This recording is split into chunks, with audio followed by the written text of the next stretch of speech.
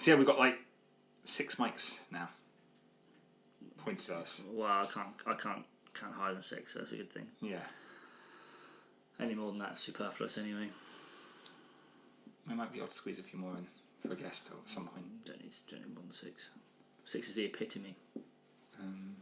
It's the best number, some might argue. But I don't really know how it will work. So these 2 work. In theory. We've had mixed opinions. Okay, these 2 are what we've used before. Yes, as it stands. The new ones, we're not so sure about. Well, they look cool. They do look cool. And that's all that really matters. Yeah. And that tripod's almost got my name on it. Joby. It's close. Yeah. Yep. Evil Toby.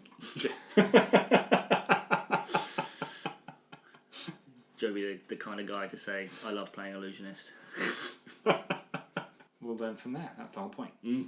And many thanks to Ryan for big ups, Ryan, for your advice and support in sorting out some equipment answers. Maybe the best audio engineer that I personally know. There's no movie about it. He's absolutely the best audio engineer I know, and I actually know a couple. Yeah, I know one. That was the bit. I know. If I knew others, I still think actually you'd probably be Ryan. Certainly best looking. Or hands down. Yeah. So you all know, John, I love a redhead. It's another colourblind joke. It's another joke about colours. 0 for 2. Crowd goes mild.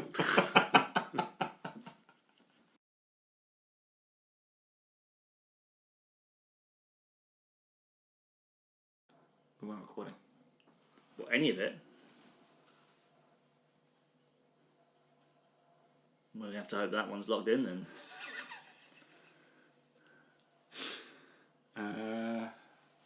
Hopefully this one's fine, because none of these are recorded. I guess the lights are green. The lights are green and misled me. Sure, well, what can you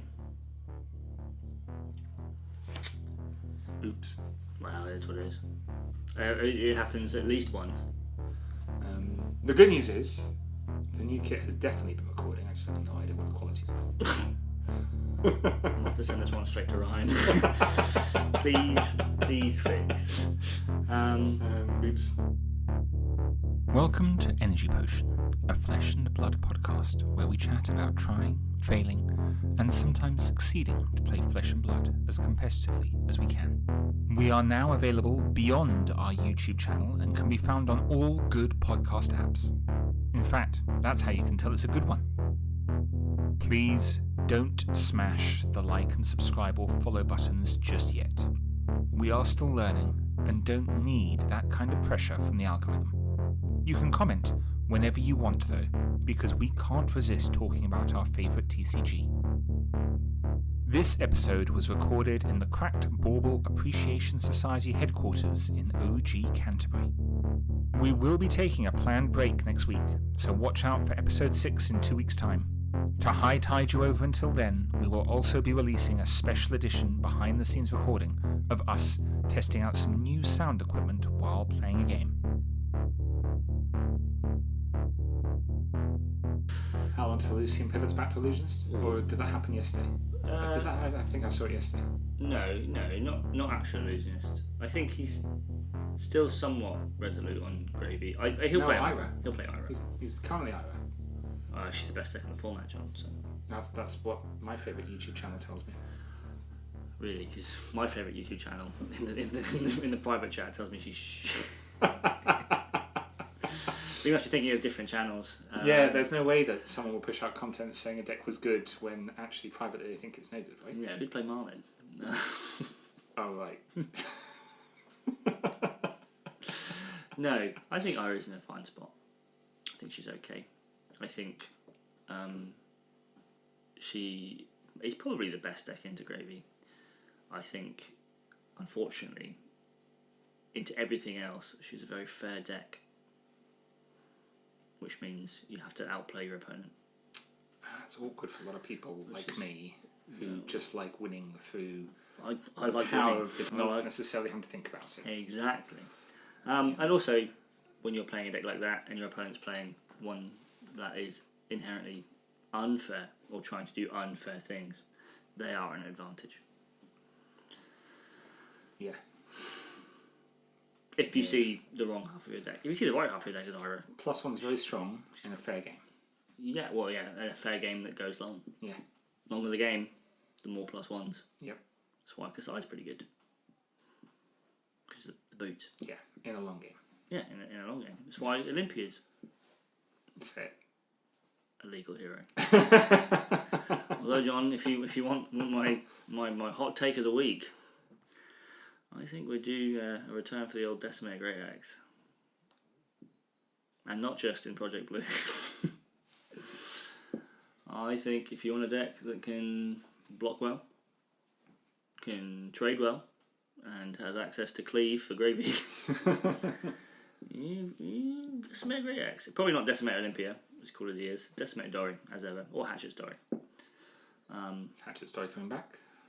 I would argue she never left, John. That's true.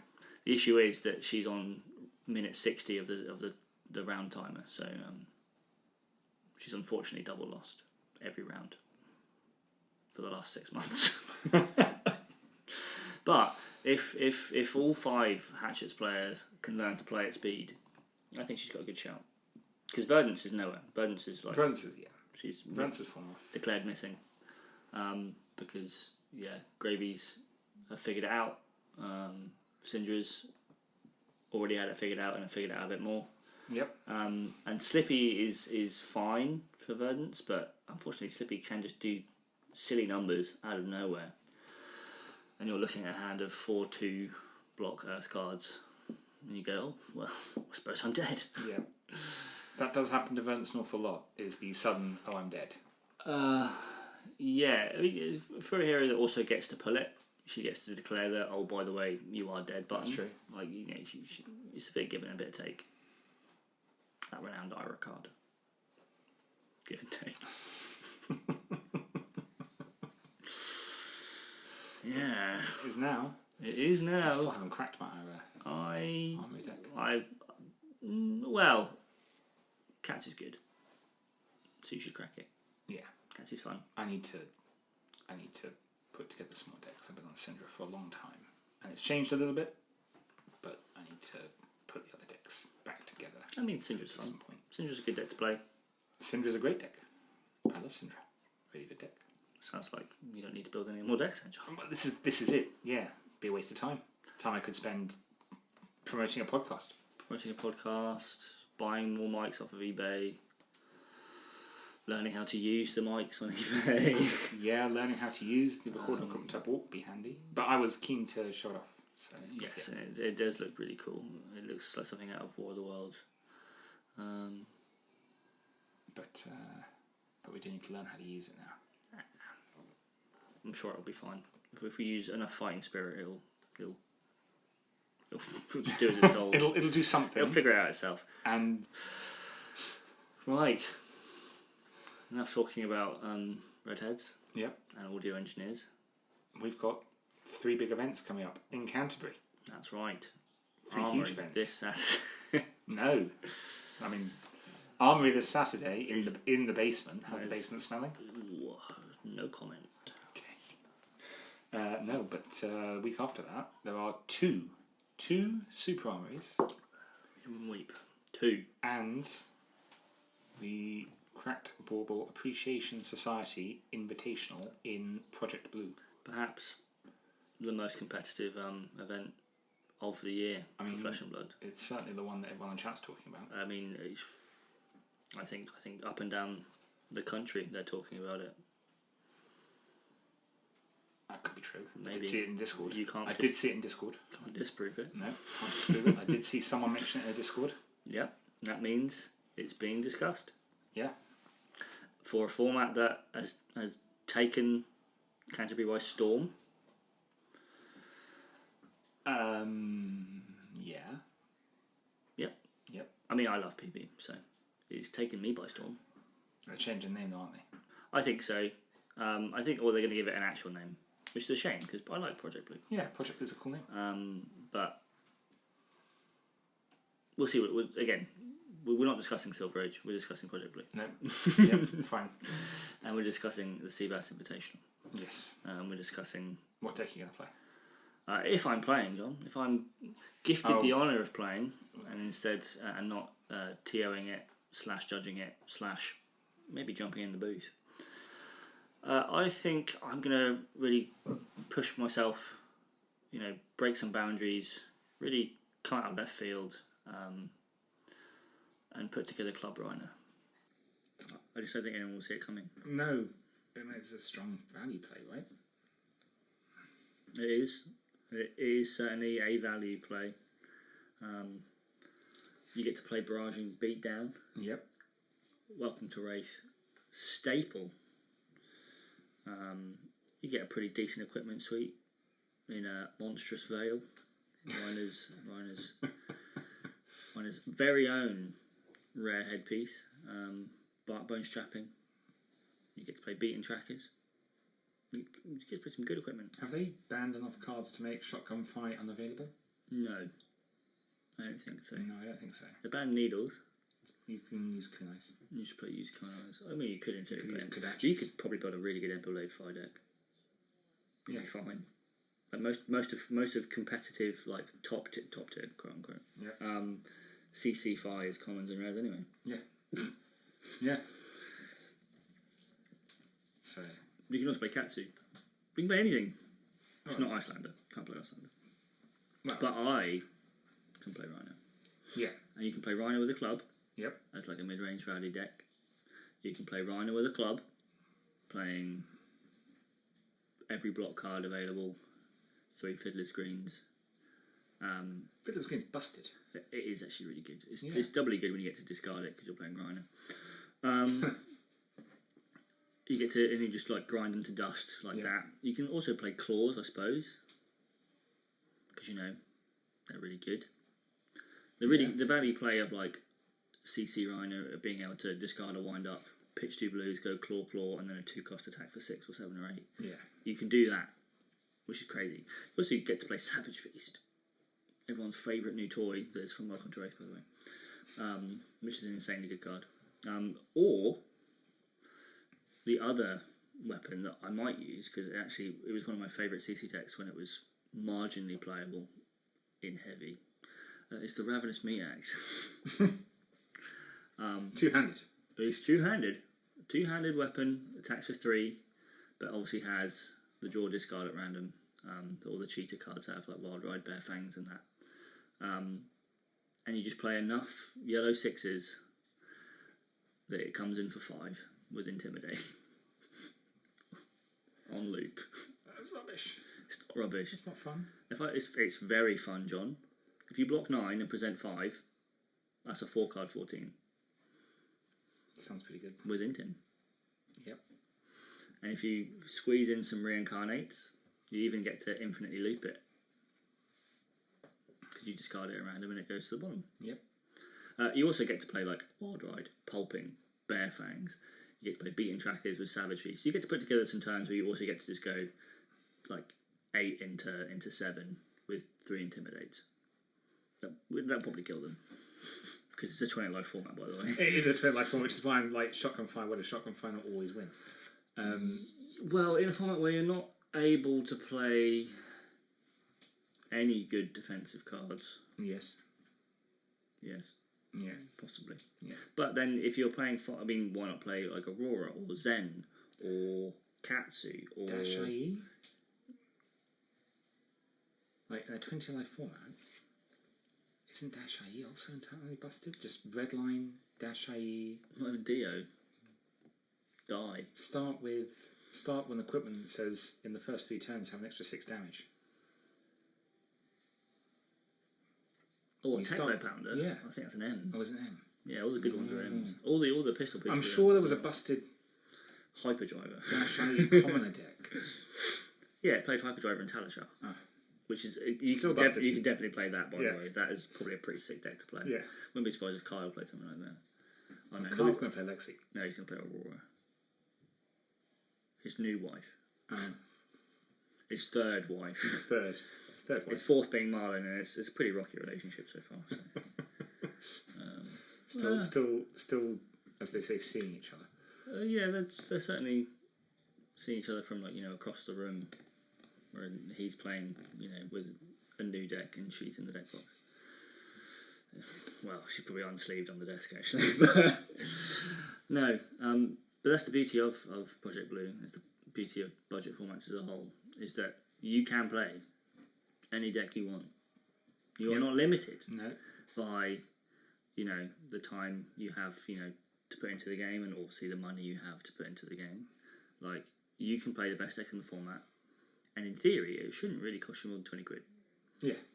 Like, even with Bittering Thorns having been reprinted now, so that should bring that price down a little bit. It has done. Stuff like Tiger Eye Reflex, I suppose, to a degree. Yellow Tiger Eye Reflex is still pretty hard to get hold of. It's not expensive, same as but it's not easy to get hold of by the same. It's probably underpriced for the availability.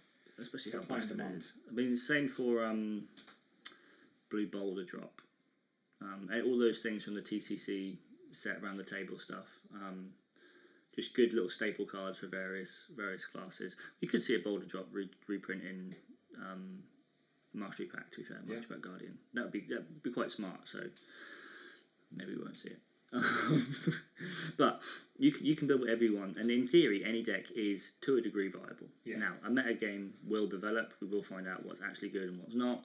I think it's already started being figured out, quote unquote, by those who have got the play groups to test it. And as a format, isn't it going to feature in some of the big events going forwards? This extra format, like Worlds. Aren't we fairly sure we're going to see a new format in Worlds? Oh, we'll see LL. No, LL. Yeah, we're getting LL in Worlds, unfortunately. I mean, maybe instead of Draft, which is actually crazy because I don't think LL's a better format than Draft, but that's my own personal opinion, not the opinion of those at Energy Potion Podcast or CBAS as a whole. My personal humble opinion that LL is a rubbish format, but although again, if Zephyr Needle's Ira can win a tournament for it, then it can't be a bad format. But no, I would love Project Blue, or if it becomes Silver Age, to become a format that actually is a competitive format and sees competitive play. Because Blitz has fallen off the radar competitively. Blitz, as it stands right now, kind of fails in what it was initially designed to do, to be this entry-level format to sort of warm players up from the Iron starter deck into CC, like this little stopgap. And also, it's just very clear that it's borderline impossible to design cards at CC power level to work in Blitz. 20 is, again, according to reports, significantly less than 40. Which does mean a lot of these cards, a lot of these numbers that CC cards and hands are built around, leads to a fair degree of non-games in Blitz. I will say, I'm not Blitz's biggest fan. There are things to be said about Blitz, like it is a fast format. You can grind a lot of games in a small amount of time. It does teach you to be very strict on yourself, because one mistake in Blitz will lose you the game. So you will learn your lines very well. But one mistake loses you the game in CC as well. Well, that's just unfortunately the speed we've come to now in CC. But you've got the runway in CC to draw badly and buy yourself some space. And that's again one of the big benefits. Which makes CC this game of skill over this game of did you just draw well? Because as we saw in our test game that we're probably going to put out on our new channel. Well, maybe we might have to start actually recording gameplay and post. Well, but in our test game, testing the new equipment out, there was a point where we were both around 26 life, and we both have this sort of space, and you see this in a lot of games. Not just the game we play. I noticed it. I see it in a lot of games. There's space around 26 life, and you've got the space to just give life for a turn, buy tempo, buy opportunity, regain ground you've lost by drawing badly in the early game, and come back. And that space exists in CC, Whereas in Blitz, you do that, you're dead. Where in Blitz, if you're not going for the throat, then you're not you're not in the game really. It's why obviously decks like Wizards and decks like Reiner, God rest his soul, were so strong in that format, because ones that could sort of sidestep the traditional 20 versus 20 paradigm get hugely benefit for it. Like if I get to go first as Reiner and decide that I'm pushing 27 damage through 3 intimidates, that's pretty good. Considerably better than it is in CC. But whereas you still have the capacity to do some pretty strong stuff in PB and Project Blue, but obviously you haven't got quite that level of spike. You haven't got quite Blood Rush levels of power spikes. You haven't got quite Revel and Runeblood level of power spike stuff. So you can push some good damage, and you all have aggro mirrors that do go 2 to 3 turns max, because you're still playing 20 life. And even at common and rare, these heroes, it's very obvious that if they're built to be aggressive, they will be aggressive. I mean, again, like I said earlier, look at Fi, look at Syndra, look at these heroes, like aggro, redline, low to the ground heroes. However, you do also open the capacity and open up the way for decks that want to block and be more defensive, which we don't really have a great deal of. I mean, we have them in CC. They exist in CC. They are kept at bay by board-based decks such as Gravy in CC. That's why we've seen the fall off of Verdance. That's why I will probably soon unsleeve Florian any day now. But it's, from my perspective, as a competitive player who's in it for the long term, nice to have, hopefully, a low-cost competitive format.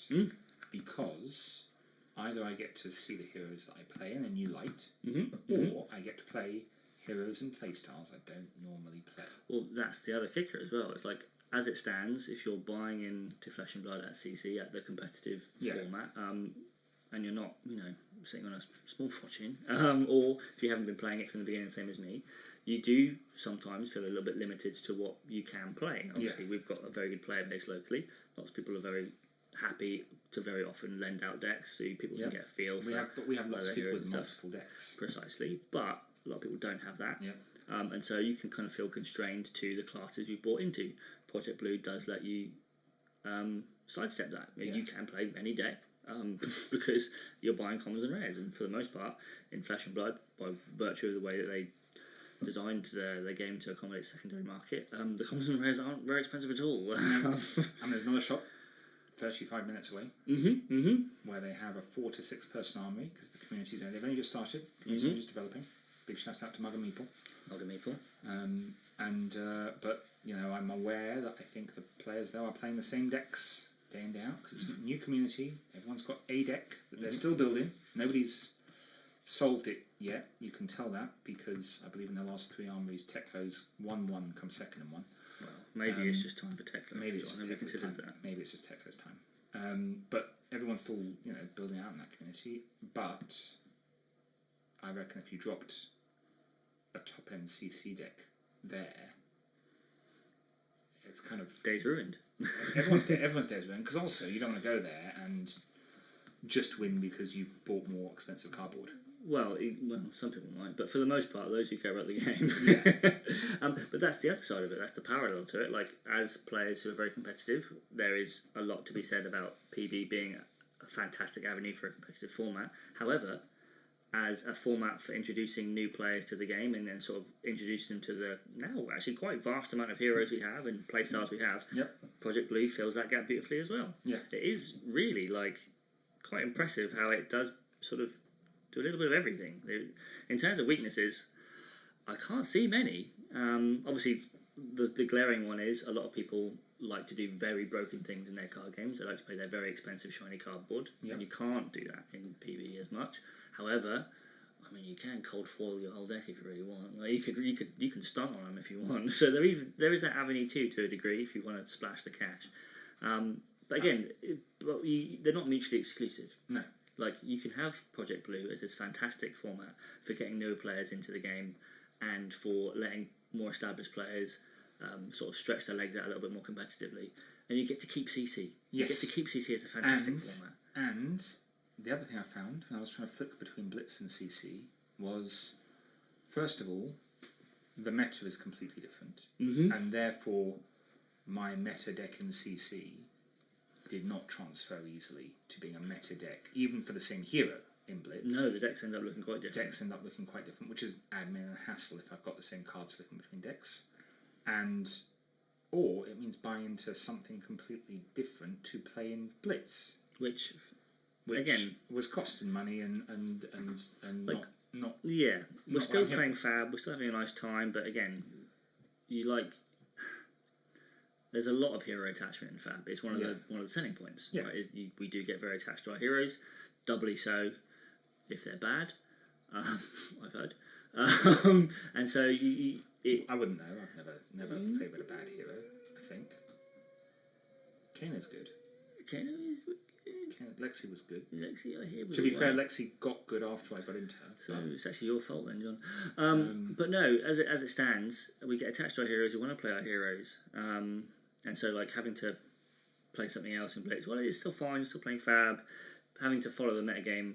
Some people obviously don't mind doing it. Some people like playing the best deck in the format.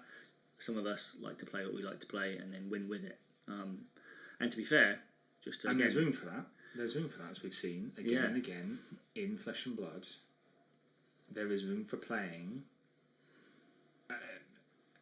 a deck that attacks the meta, and there is enough flexibility in most of the heroes to attack at least some of the meta. But again, and as the game continues to grow, as the heroes available continue to grow, and expansion slots, as we get considerably more expansion slots, and as they kind of return to what it felt like quite early on, where they would give you a hero and give you a suite of cards and say, there are a myriad ways of playing this, and none of them are necessarily correct, and they sort of move more towards, this is how we expect you to play a hero. We're now sort of moving back to that starting thing, where you can build Gravy probably like 3 different ways if you really want to. And be competitive. And put up a good fight. The same way you can build Ira in 3 ways now. You can say like edge aggro, edge mid-range, you can build like Shoma level Kodachis, you can build like full aggro dual threat Kodachis, that kind of stuff.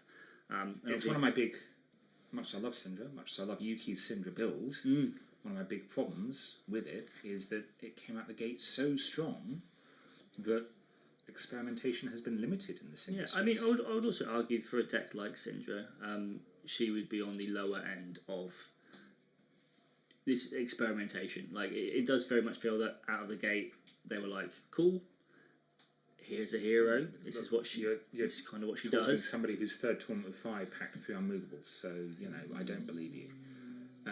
Yeah, but, I mean, you could play unmovable and fine. Yeah. He plays blues. What I'm saying is, there is definitely a scale of heroes that come out and there's like, here are their weapons, here are their draft weapons. This is probably what you're expected to use, and then you give us a hero that you could do anything with. I mean, another example would be something like Tough Nut. Like, you give us Tough Nut and you say, by the way, you can pitch a blue off the top and have no cards in hand, and everyone immediately runs screaming, hollering to try and find their Marvel Rocks. Like I said, perhaps in a previous podcast, I don't know if it even will be a rock deck, but you can set that line up quite neatly. I mean, they've made promises. They've made promises, not as in actual promises, but they've released rock, they've released Tough Nut. I've had my heart broken too. They've released a Dev Talk article about rock. Without maybe with limited mention of Tough Nut. So they've not promised that Tough Nut will use rock. But it's the same as Stephen King's shotgun thing, right? If you show a shotgun at the beginning of the film, and then at the end of the film the shotgun has not been used, you have done something wrong. Yeah, I think Chekhov might have come up with that first. Well, I read it Stephen King. But regardless, didn't you take a hero like Lyeth, and we look at Lyeth and we go, I haven't a clue. No. I don't know what he's doing. He's scary. I'm scared. Like, hell, you can even look at the new KO and go, well, is he going to be a brute, or is he going to be a more low to the ground hero playing his reviled cards? Select 5.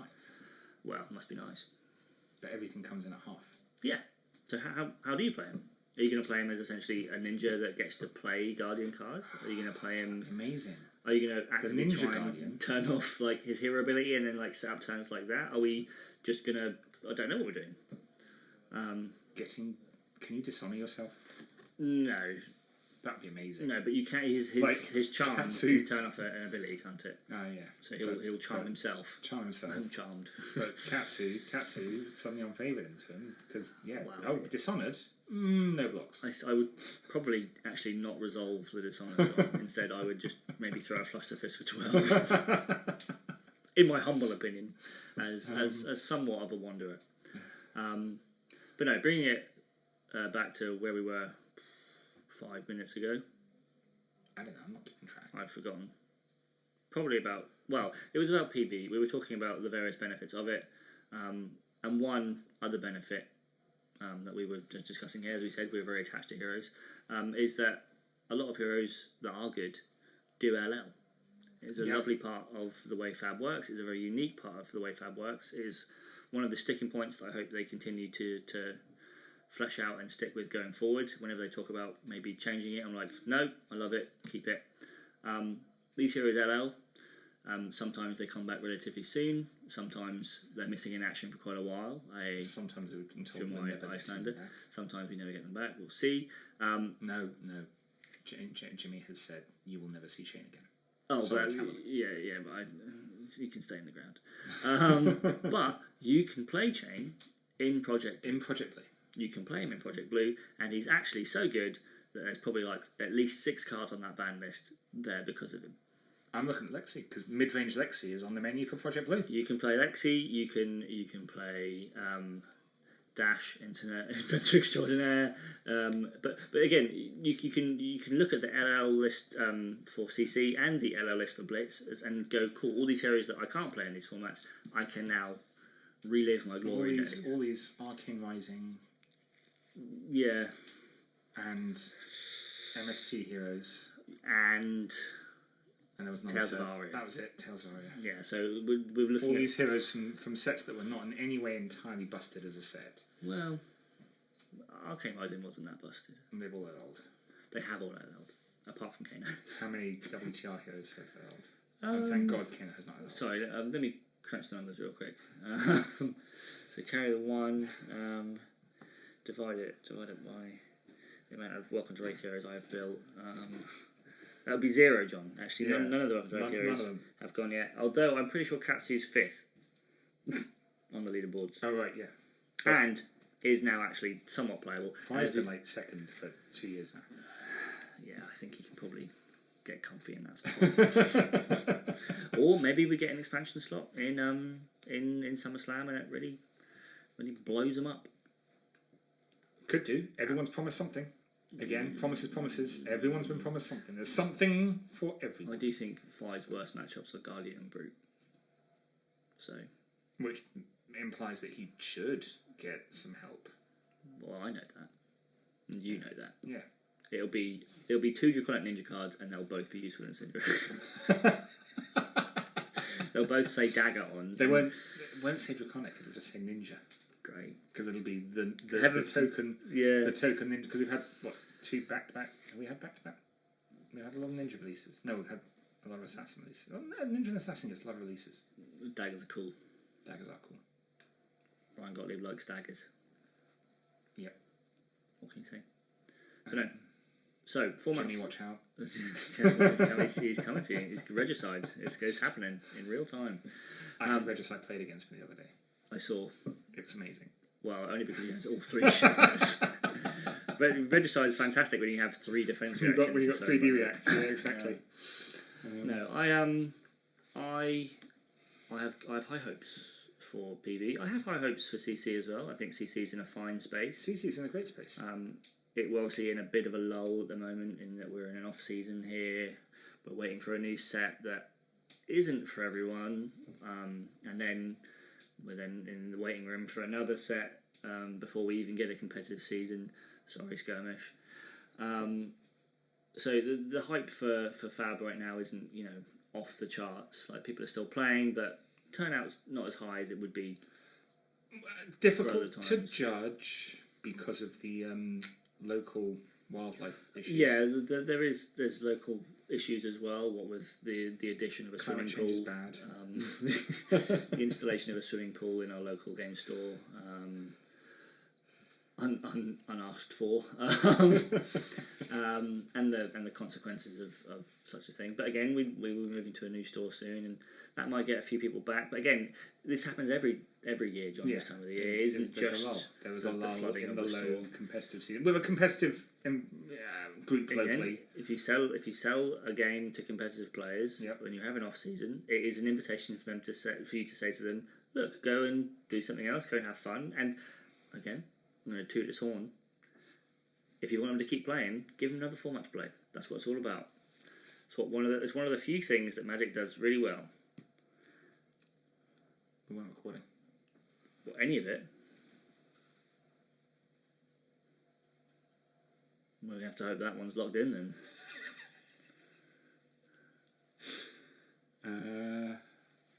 Hopefully this one's fine, because none of these are recorded.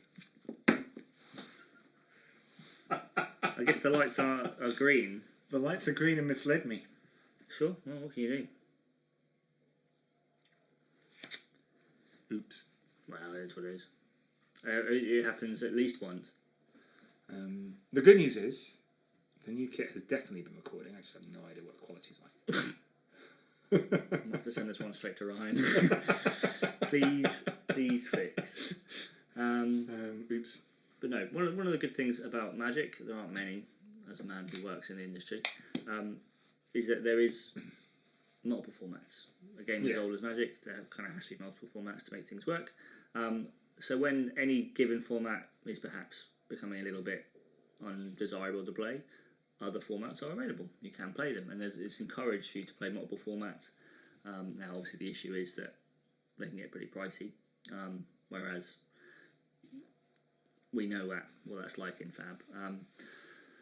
So, like for example, we are fronting the idea of maybe playing a little PB on one of our weekly nights instead of CC, just in the hopes of getting some numbers back out, trying something new, something a bit spicy, letting you. Well, you know. and this is it. And even if the numbers don't come back out, it's an off season. The numbers are low anyway. Exactly, you're not losing anything. And the people who are coming are keen to just play. They'll play PB. Yeah, exactly. So again, this is something I can encourage to other people who are running their local game stores or have an influence. For those listening who are not aware, our local player scene almost exclusively plays CC. And I say almost exclusively plays CC. Yeah, I don't know why we didn't do very well at draft, and that's no way of knowing. No, I couldn't tell you why. But I go to other stores and they will rotate through different formats. Or so I've seen the 3-week rotation between Blitz, CC and Draft. I've seen Spellbound do it first 2 weeks after release, it's Draft, and then CC the rest of the time, so that people can get that draft practice in if they're competitive. I've even seen dropping Draft because it's an expensive format to play on a weekly basis, and just rotating, alternating CC and we did we experimented with it in the early days. The issue is that the heart wants what the heart wants. No, exactly, and the local player base, the turnout tells it all. Data says it all. We love data.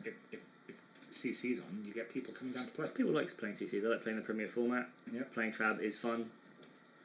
I've heard. But you're talking about other formats in Magic and that piece. But for me, I want to play card games at a competitive level. I'm not in it to sit and chill with my friends playing some card games. Much as I love everyone in chat. Out here to make friends. Much as I love everyone in chat. It's draining. Yep. Yeah, probably wait for that. Don't know how long it's going to take, but maybe we should wait for that. Well, I didn't do a wash up earlier, so it's probably going to take a while. No. So yeah, as a competitive player, I want to play because there is a competitive reason to play, and yes. So I hear about Magic, and there's formats where you'll get 4 people playing against each other because they're friends and blah blah blah. I don't know that rubbish. But no, I want to be playing, and this is one of the things Flesh and Blood sells itself on, is the premier competitive experience. And I think they're doing it because I don't see anyone doing it better. I only hear complaints from other card game communities, and the other card game community that I do, the competitive scene is nowhere near as good. I mean, it's busier. There's more people doing it. It's more of an but it's not as well managed. Yes, But then that's the thing. Like it was very much this game as a whole, upon design, was a love letter to Magic's competitive pro scene back in the day. It was very much an attempt at capturing that play the game, see the world vibe that Magic had, and that Magic was moving away from. Magic had dissolved its pro tour, its pro scene. It was winding down its competitive scene. And Jimmy jumped in with flesh and blood and went, well, if you're not going to do it, we will. Yeah. And that's where you saw the first sort of wave of players come over from Magic and from other card games, and obviously just coming in for fun and stuff as well, trying to capture this this lightning in a bottle, really, of a card game that not only cared about its competitive scene, but was actually incredibly fun and engaging and rewarding to play. Yep. And we're still here. So obviously they did something right. But what does someone like me do during this kind of off-season where, in theory, it's, 2.5 months Well, before I've got a competitive format again. That's the thing, like, and that's why I really want... Sorry, Skirmish. It's why I want this obviously to become a recognised format, because it's very hard to convince our more hard-nosed competitive players to play a format that won't have a calling, won't have a ProQuest season. Could definitely have a skirmish season, by the way, and could definitely have callings, and could definitely have battle hardens, and could definitely be one of the ProQuest formats. I think the format is actually incredibly deep and incredibly enjoyable and rewarding and fun to play. I hope they recognise that. I hope that's what Silver Age is. The other answer, John, is put your money where your mouth is and book a plane ticket to the nearest battle hardened. That's what you're supposed to do during the off season. You're supposed to be racking up those frequent flyer miles, going to Copenhagen, going to Munich, and you know what? Going to Edinburgh. So unfortunately, I'm gutted I'm not going to Copenhagen, because that could have happened other than life issues. Well, the life and does like, get in so the way. maybe if I hadn't just booked that weekend accidentally, then Copenhagen. Yeah, but again, this is the thing where like if you want to play this game, any game at a high level, you kind of have to dedicate a degree of your life and earnings to it, and you have to say, this is what I want to do, right? And again, you get to also enjoy the seeing the world part. You get to go to Copenhagen, you get to maybe make a weekend of it, you get to enjoy the local pubs, the local food, the local tasting, you get to walk around the city, meet some people that you haven't met before, enjoy seeing some old faces, maybe play some FAB. And in many ways it's my own fault for not qualifying for Nats, I suppose. You probably should have qualified for Nats, John, in my opinion. I mean, I did. Well, yeah, that's true. You also did better than I did in all the RTNs we attended. Yeah. And didn't tank your elo when you started playing the game because you didn't realise it was going to be important. No, I did very much tank my elo when they first introduced it. I think I was at 1398 at one point. God. Well, that's what you get for going 05 on Rhino. Yeah. I'd like to point out that I went positive on Rhino throughout this entire RTN season. And maybe, just maybe, soon he'll be the deck to beat. But we'll save talking about brute spoilers for actually when we get brute spoilers. Because for now we haven't even got all of the Guardian spoilers. No, a couple of hours. 2 hours. Yeah, so that's crazy. I think actually in 2 hours as well. Well, at time of recording. Currently, this might sound awfully doomer of me, John, but I'm not overly impressed by the spoilers for Guardian so far. I know, me, a bastion of the Guardian class. You've played a bit of Bravo. I've played a lot of Bravo. Yeah. I've played a little bit of Big Tour. I've played a smidgen of Jarl, and I dabbled in Oldhim in the day. I was on the Oldhim side of the Oldhim. No, I wasn't. I was on the Bravo side. Cut that. Fix that in post. I was on the Bravo side of the Oldhim Bravo divide back in the day. Oldhim has obviously since LL'd. Bravo has not. And yeah, I'm just not seeing it. I'm just not seeing it. I see one block card that is going to be... Isn't that a generic? No, it's Guardian. Oh, okay. It's going to be incredibly annoying to play against as a ninja. Yep.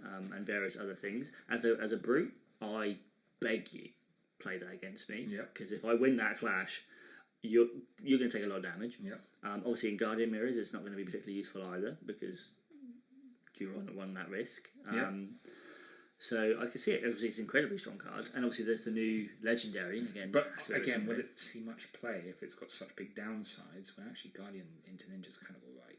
Well, that's the argument, is that you don't need to shore up your Ninja matchup. You need to find a way to fix your bad matchups, which, as it stands, is nearly everything else for a Guardian.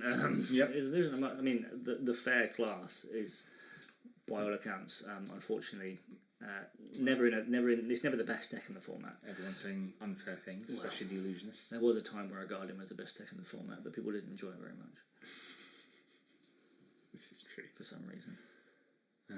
I hear people love gambling. I don't know why they don't like Casino Star. No. But again, we haven't seen it all. Yeah. It might be that the commons and the rares really flesh out sort of more of these archetypes that they're trying to push them into. There does seem to be like a mill/fatigue sub-theme that they're leaning more into, which is an interesting design choice on their part.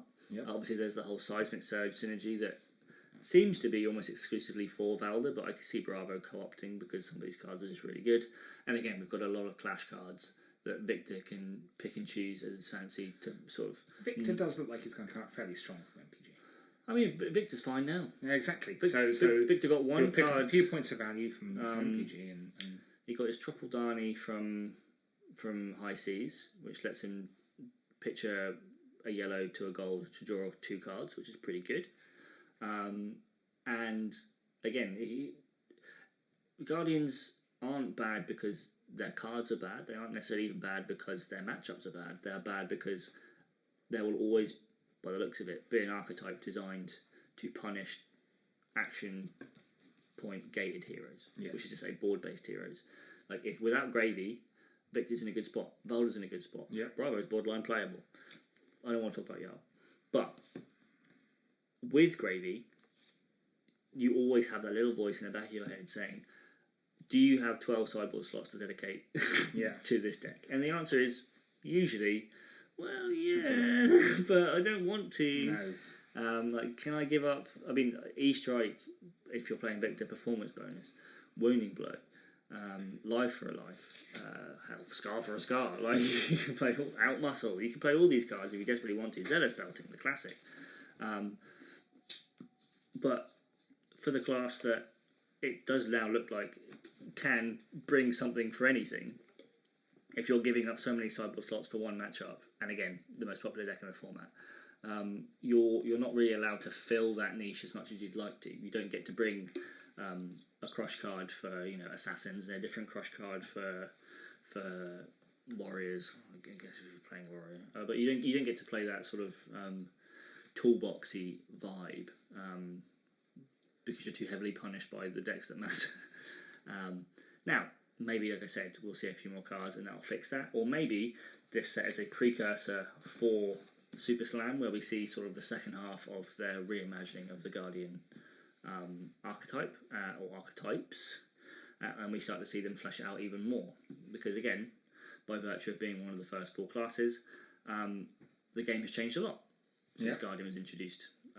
We are constantly seeing these new innovations and these new evolutions of these classes and of these heroes. It can't be easy for them. I don't begrudge them. Are we seeing, on this one, moving on slightly, but on that topic, are we seeing an issue where the WTI heroes have not LL'd yet and are gatekeeping the evolution of their class? Maybe. I mean, intrinsically, you can look at I think all four of the starting heroes and say that maybe they limit design space to a degree. Like, you can't print a crush card that is really, really good because there is a world where Bravo just draws into it and, can roll. I mean, Bravo can do that already, but the same way that you can't print too many 2-cost 6s in Brute or Generic with good on hits, because again, every time you're doing that, you're feeding into Reiner. Obviously, you can't print a blue 6 because of Reiner, and for what it's worth, future Brute design space as well. You could argue Blood Rush Bellows is perhaps gatekeeping Brutes more than Reiner is himself. But again, the whole concept of Intimidate is a weird one to run on anyway. Dori, unfortunately, does just use every weapon better than every other warrior. Yeah. And Katsu, as we saw with his Ira deck, if you print any card with combo on it, Katsu will take it. Yeah. Katsu will reach in there and he'll just go, that's for me. That's a lovely Enact Vengeance with Ira on it. I'm going to take that and I'm going to use it really, really well at the end of a combat chain. Same for Seek Vengeance, and even same for the other one. The one that costs 1. That I play a 1 of. It's pretty good. Maybe to a degree. I would argue that it's probably more of an issue of, like I said, the game's moving at such a pace and moving in such a direction that a lot of the things that, well, a lot of the reasons you'd play these initial heroes and these initial classes are now just so incredibly outvalued by modern game design that they've had to on the fly adapt kind of what what the point of them really is, and for arguably 2 of them, I'll say 2 of them. The answer really isn't there.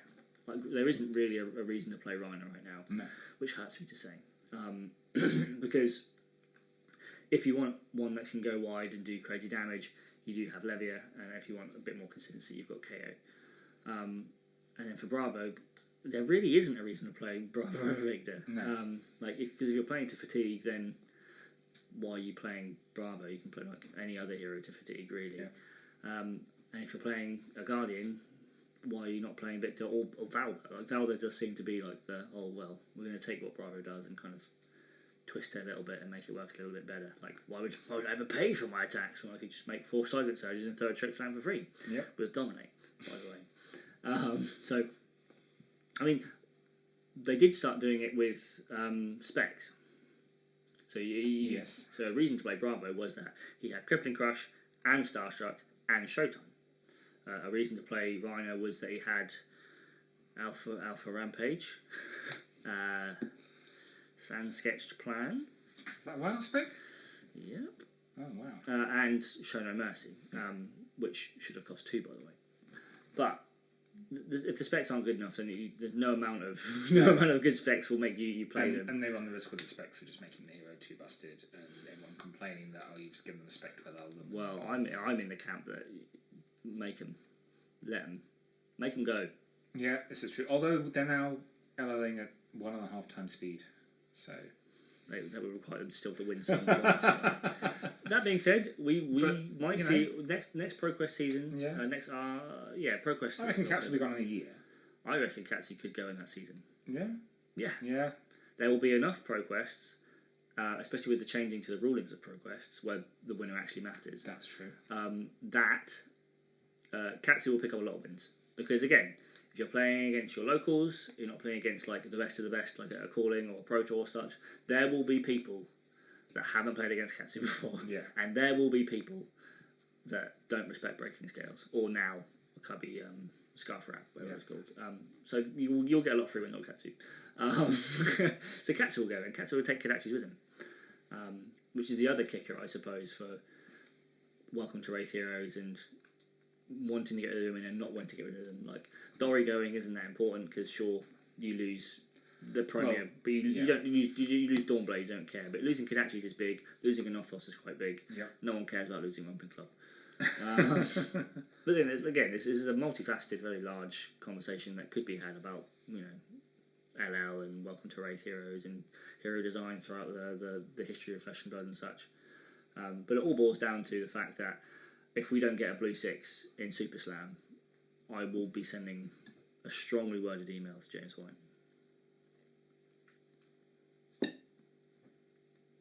I don't mean that reviled one. No. I want one in Rhino. Yeah, you want one in Rhino. You made this mistake before you got KO. Let's be very specific about what you want here. I just want a Guardian a brute that blocks, John. Just like blocking. Yeah, blocking's pretty strong in this game, turns out. You'd be surprised, wouldn't you? It doesn't look like it.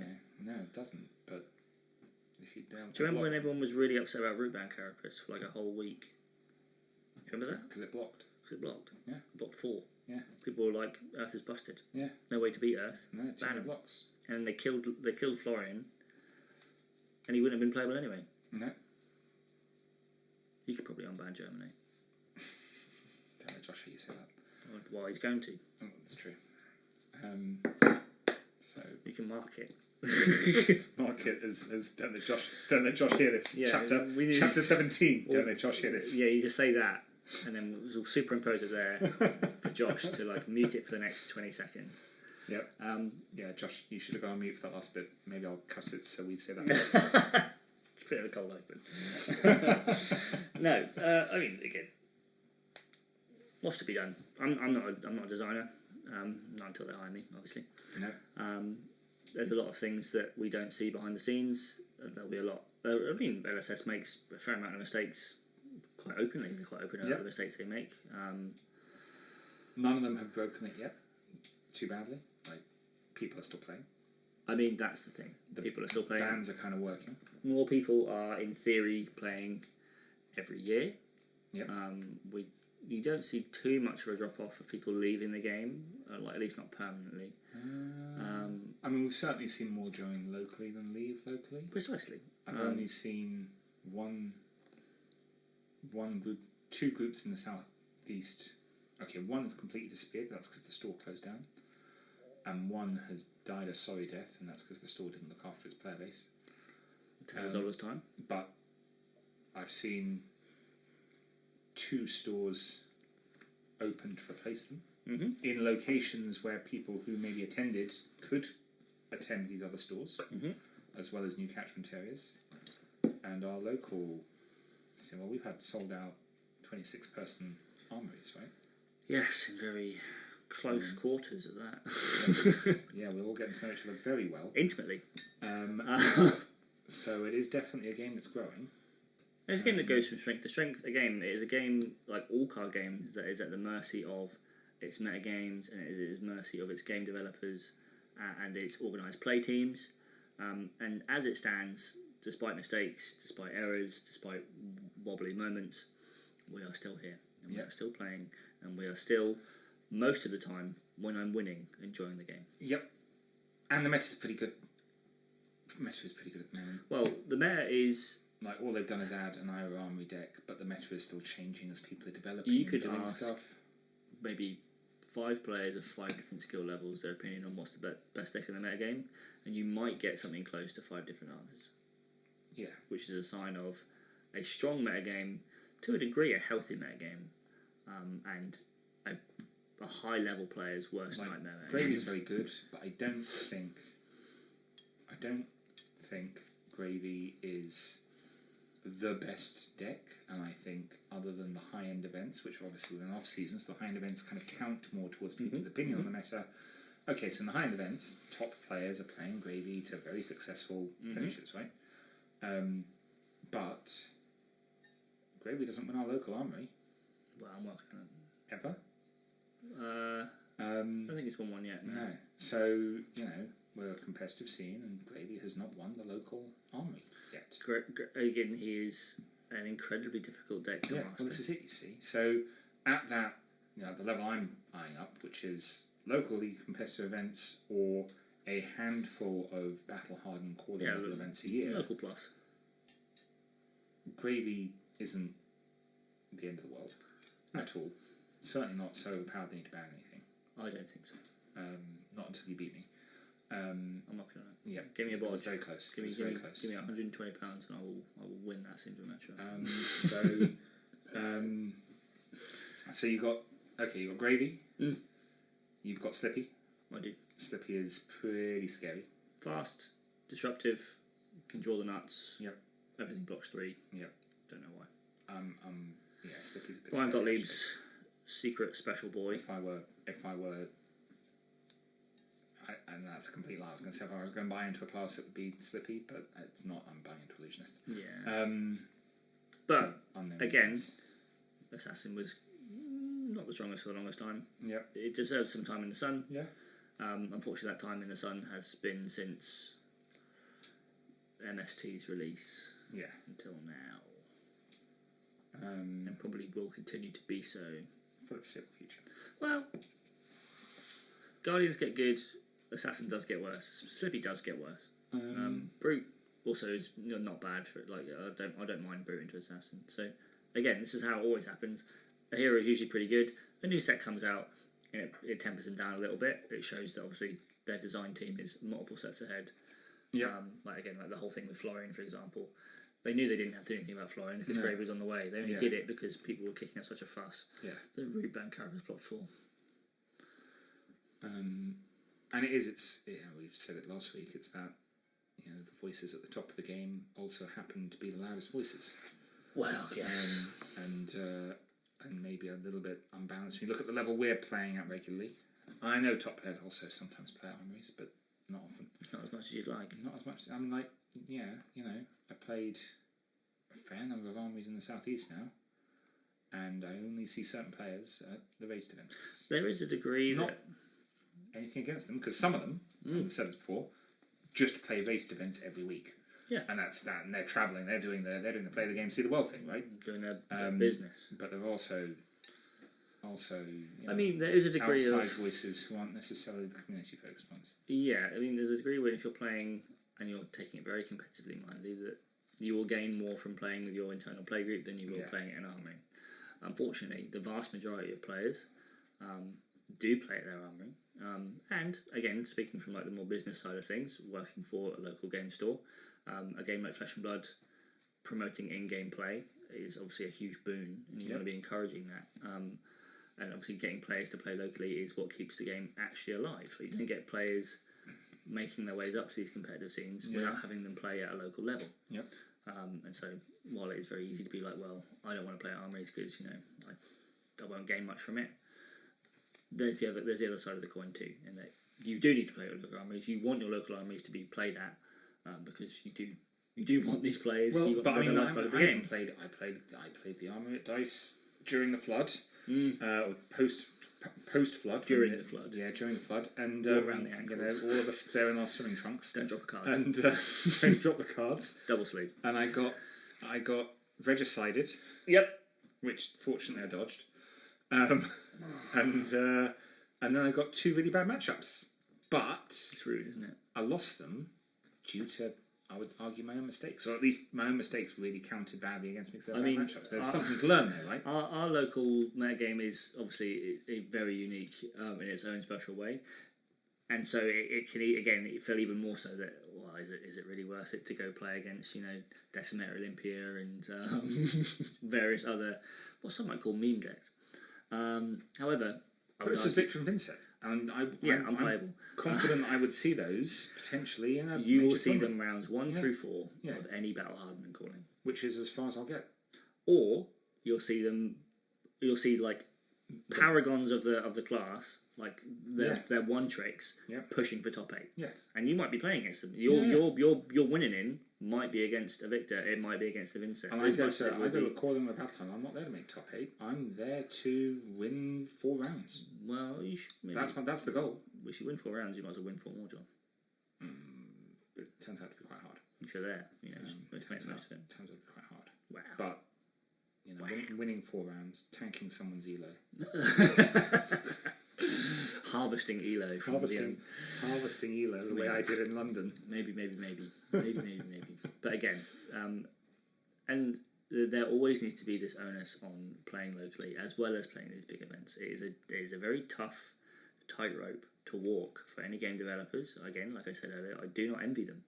I do not begrudge them for the difficulties of such a thing. Something like gem packs, for example, are a fantastic way of getting players to come play locally in store. They do need to work on some of the cards that are in them.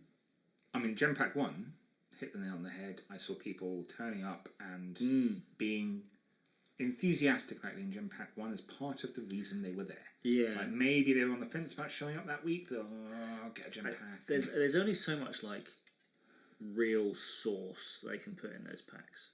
Because otherwise, because again, if everyone wins something, then it also loses the special spark a little bit. Like if everyone's putting like really good good cards, there's only so good. You know what I mean? But Gem Pack 2, I mean, didn't have. What was the chase card in Gem Pack 2? Riptide. Marvel Riptide. And what's that? No, I got one. Did you? Yeah. And I gave it to Dan. Of course. Well, he was there. Yeah. I gave it to him for his sign Toby. Yeah, fair enough. He's a grown boy. Needs to grow big and strong. like Riptide. To be fair, Riptide's got a real sleeper build. Yep, yeah. But the local scene piece is a hard one. But the meta is open. Meta's open, and again, this is like the first rung on the ladder. Is that the game needs to be enjoyable. Yeah. For the people to come and play. And locally, different decks. Well, like I said, Mug and Meeple. There was a Teklo and an Earth Jarl, I think, won their last 2 events. I just looked on the Discord. If I lose to a Teklo, and Earth Jarl won their last 2 events from the game. And I mean, what won? Vincent won the Army last weekend locally. Yeah. Yeah. I think Vincent's in a good spot. That's just me. The Vincent player didn't feel so, but they won. And what? I don't even know who won the week before, but it certainly wasn't Gravy. It wasn't Slippy. Oh, it was. No, Mario won 2 weeks ago. Mm-hmm. Mario was top. Oh, Kasai won. Kasai, that was it. So we've had, in the last 3 weeks, we've had, Vincent, Kasai, and Mario win are very competitive, aren't they? And again, you can extrapolate that to look at the top 8 of the calling at Singapore, where it was a very diverse top 8.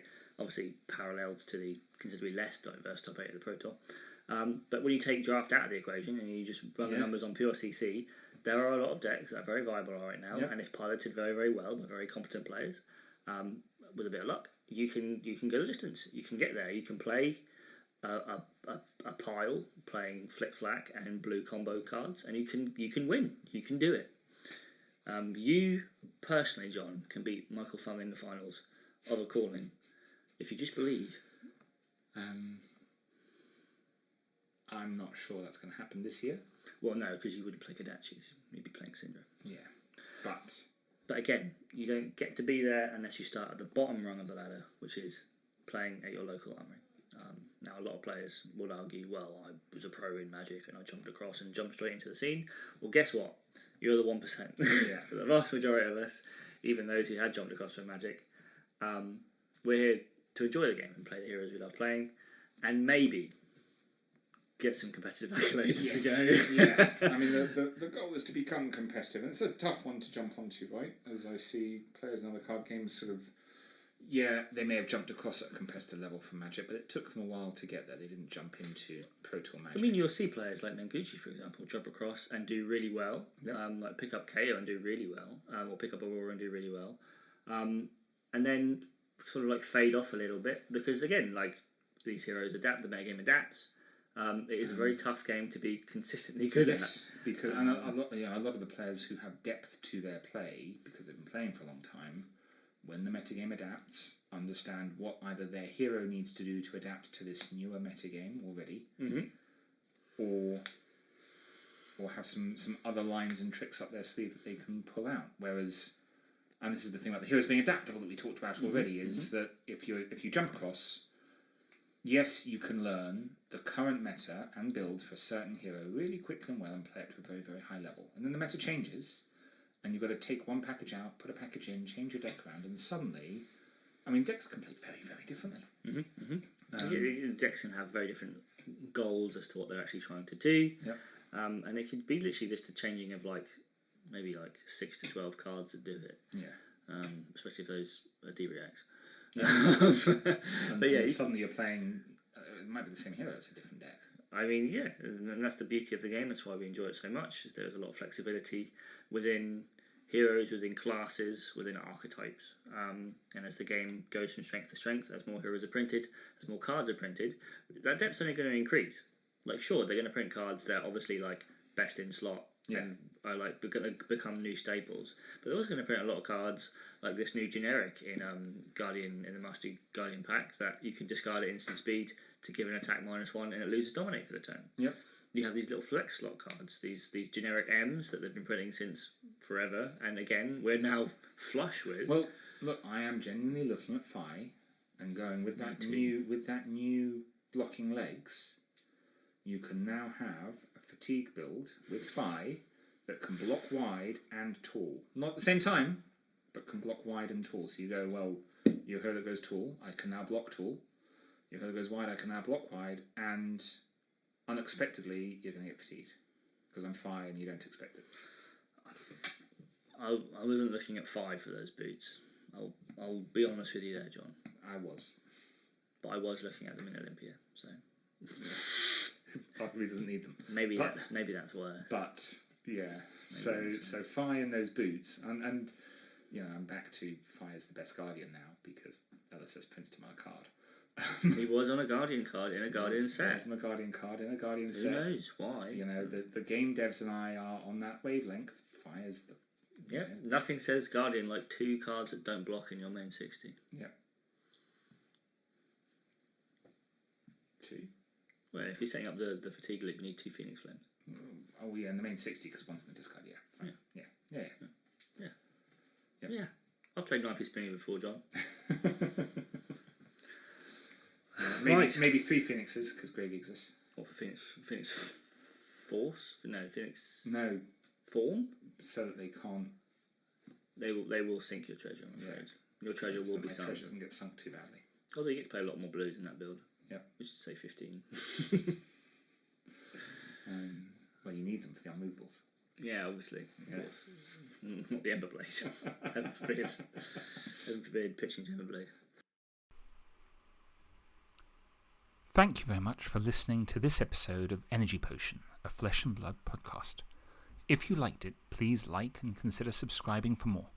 If you disagree with any of these opinions, please let us know in the comments and we will either defend them robustly or completely cave and agree with you. We can't wait to bring you more of this. Thanks again. This podcast was made possible with help from the team at Le Bon Tutu Productions and a special donation from the Cracked Bauble Appreciation Society and their sponsors.